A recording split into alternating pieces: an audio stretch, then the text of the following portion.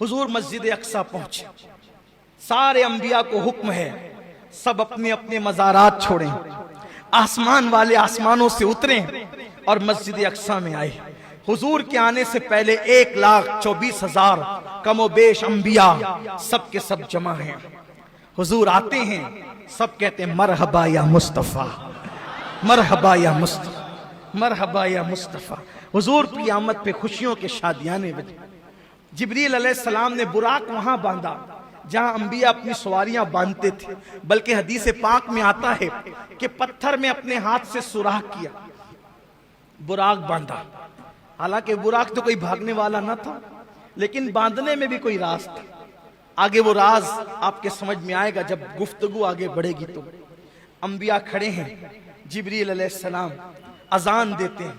ہائے ہائے, ابھی 5 وقت کی نماز فرض نہیں ہوئی, ابھی اذان کا حکم بھی نہیں آیا. پہلا مؤذن مسجد اقصی میں. ہائے ہائے, مؤذن سے اندازہ ہوتا ہے امام کیسا ہوگا اور مقتدی کیسے ہوگا.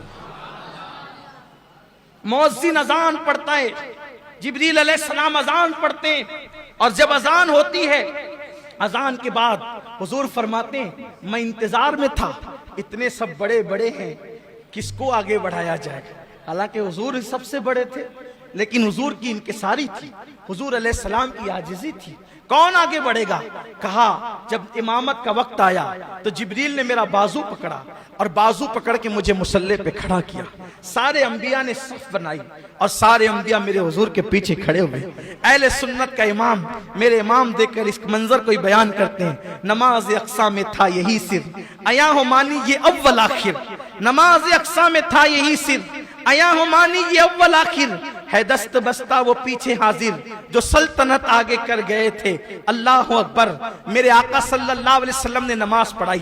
اب ذرا تصور کی دنیا میں آئے, ذرا تصور کی دنیا میں آئے. نماز ہو گئی, نماز ہو گئی. حدیث پاک میں جو منظر آیا ہے, اب میں اس کو اپنے الفاظ کے جامع میں کہنے لگا ہوں. دیکھو ایسا لگتا ہے مجھے, تصورات اور تخیلات میں ایسا لگتا ہے کہ جیسے مسجد اقصی میں معراج کا جلسہ ہو رہا ہے.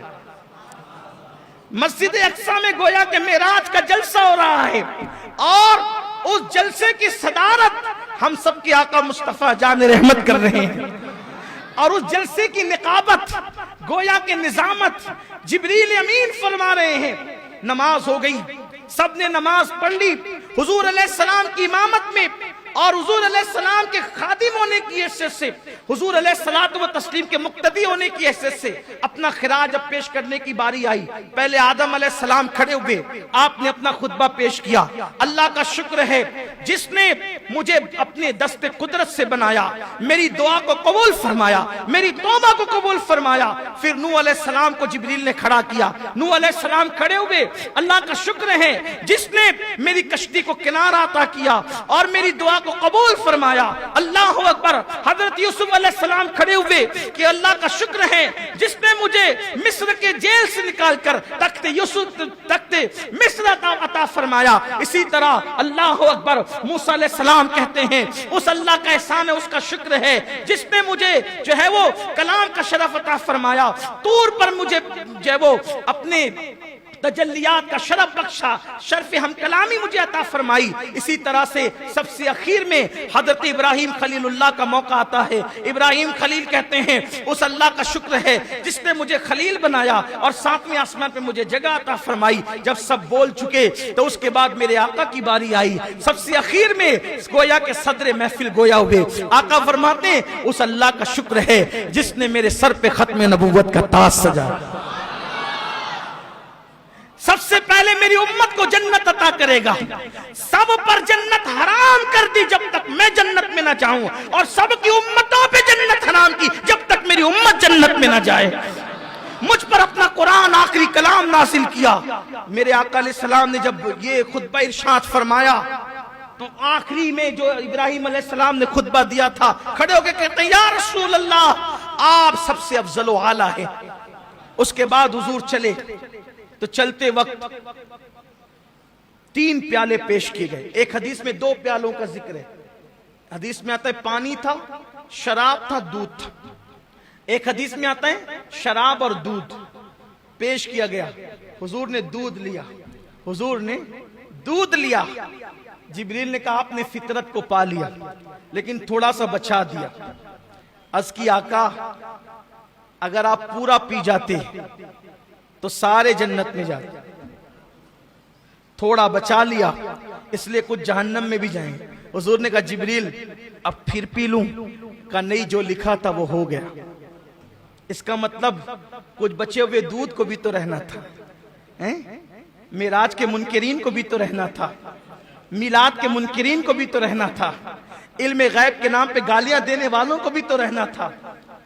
حضور علیہ الصلوۃ والتسلیم کی شان میں بکواس کرنے والے بھی تو دنیا میں پیدا ہونے والے تھے۔ حضور علیہ السلام نے کچھ بچا دیا، جو پی لیا۔ اب عشق کو کہتا ہے گویا جو پیا، اشارے ہو رہے ہیں، جو پیا وہ جنتی تھے، جو بچا دیا وہ جہنمی ہے۔ کچھ جہنم میں بھی جائیں گے۔ اللہ سے دعا ہے اللہ ہمیں رکھے انہی کا نام لیوا، انہی کا وفادار۔ اسی لیے کہتے ہیں 1857 کے بعد جو بنے کسی کے پیچھے نہ جانا۔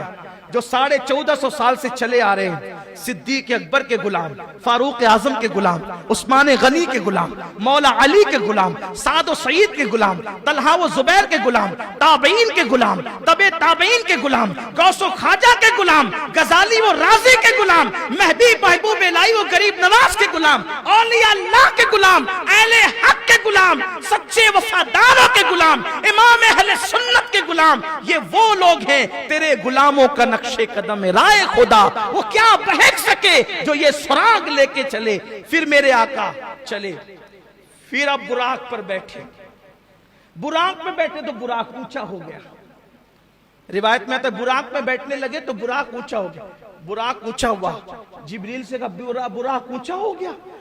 عرض کی آقا ہاں، یہاں ایک پتھر ہے، اس پر پیر رکھنا ہے اور پیر رکھ کے پھر چڑھنا ہے۔ حضور نے پتھر رکھا، کہاں کے پتھر پر؟ بیت المقدس کے پتھر پر پیر رکھا، براق پہ بیٹھے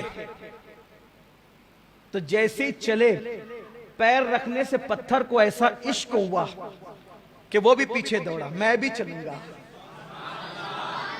پیر رکھ کر مجھے چھوڑ کے جاتے کہاں، پیر رکھ کر مجھے چھوڑ کے جاتے کہاں، میں بھی چلوں گا۔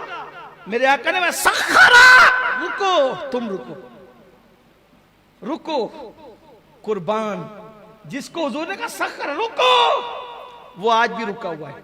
اور کیسے رکا ہوا ہے؟ ایسے اٹھا، ایسے ایسے اٹھا، حضور نے کہا رکو، وہیں رک گیا۔ رکنا کس کو کہتے ہیں؟ توجہ ہے آپ کی؟ ایک آدمی اپنی جگہ سے چلا، آگے بڑھا، کہیں گے رکو۔ رکنے کا مطلب کیا؟ اب نہ پیچھے ہو، ہے توجہ، نہ پیچھے ہو نہ آگے بڑھو، جائے وہیں رکو۔ اللہ کی عزت کی قسم جا کے بیت المقدس دیکھ لو، اگر اللہ توفیق دے تو بیت المقدس جا کے دیکھ لو۔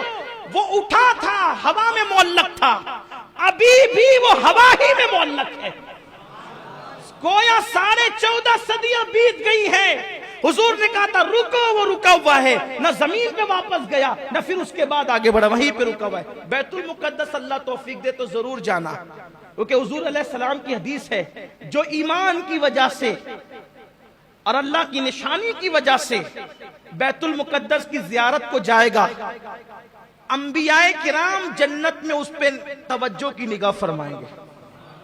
اور جو 5 وقت کی نماز بیت المقدس میں پڑھ لے، 5 وقت کی نماز، وہ گناہ سے ایسے پاک ہو جاتا ہے جیسے ابھی اپنی ماں کے پیٹ سے پیدا ہوا۔ اس لیے اگر اللہ توفیق دے تو ایک مرتبہ بیت المقدس جانے کی نیت ضرور کریں۔ ہم دعا کرتے اللہ بیت المقدس کو سلامت رکھنا اور تا قیامت رکھنا، تاکہ ہم بھی اور ہماری نسلیں بھی اس کی زیارت کا شرف حاصل کر سکیں۔